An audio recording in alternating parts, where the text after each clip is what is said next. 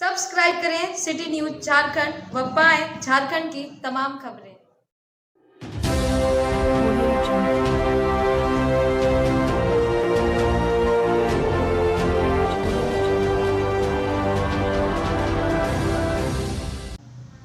देश के किसान सड़क पर दिल्ली में बैठे हुए हैं। 700 किसान इस आंदोलन के दौरान भाजपा की गलत नीतियों के कारण मारे गए। अंततः तीनों काला कृषि कानून भारत सरकार को मजबूरन वापस लेना पड़ा।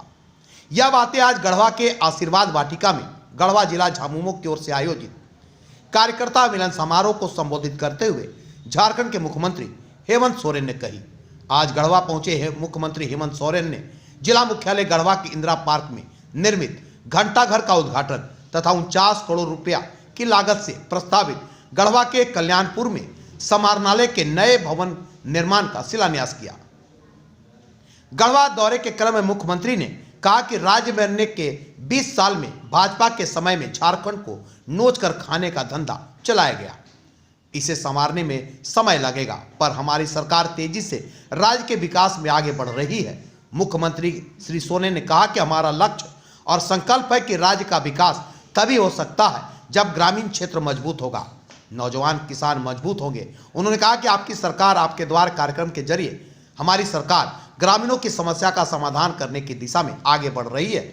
उन्होंने कहा कि मुख्यमंत्री रोजगार सृजन योजना से नौजवानों को टेंट हाउस योजना के लिए माल ढोने के लिए मैजिक जैसी गाड़ी के लिए सरकार सब्सिडी के साथ राशि उपलब्ध करा रही है। उन्होंने पलामू मेडिकल कॉलेज का नाम स्वतंत्रता संग्राम के शहीद नीलांबर पीतांबर के नाम पर करने की घोषणा की। मुख्यमंत्री हेमंत सोरेन ने इस मौके पर कहा कि झारखंड में अब वृद्धावस्था पेंशन के लिए किसी भी प्रकार की बंदिश नहीं रहेगी।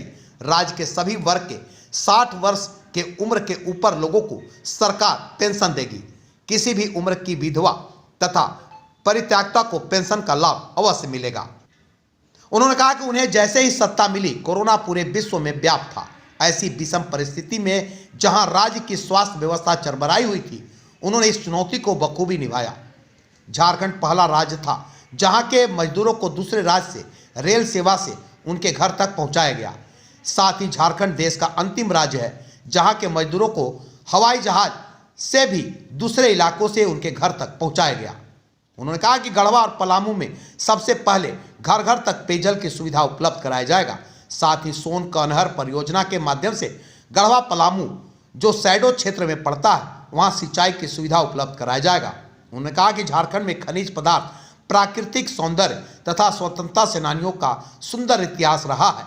इस राज्य को आगे बढ़ाने के लिए तेजी से काम कर रहे हैं। उन्होंने कहा कि 20 वर्ष में झारखंड बनने के बाद विकास कार्य नहीं हुए हैं, वे अपने 5 वर्ष के कार्यकाल में करके दिखलाएंगे। मौके पर पेयजल स्वच्छता मंत्री मिथिलेश ठाकुर ने कार्यकर्ता सम्मेलन को संबोधित किया। श्री ठाकुर ने कहा कि झारखंड की हेमंत सरकार ने विकास की जो रफ्तार दिया है, उसे मुकाम तक पहुंचाने के लिए हमारे मुख्यमंत्री हेमंत सोरेन दिन रात काम कर रहे हैं। आज का दिन है कि हेमंत सोरेन के कुशल नेतृत्व को देखते हुए गढ़वा जिला से सैकड़ों विभिन्न पार्टियों से जुड़े नेता झामुमो में शामिल हो रहे हैं।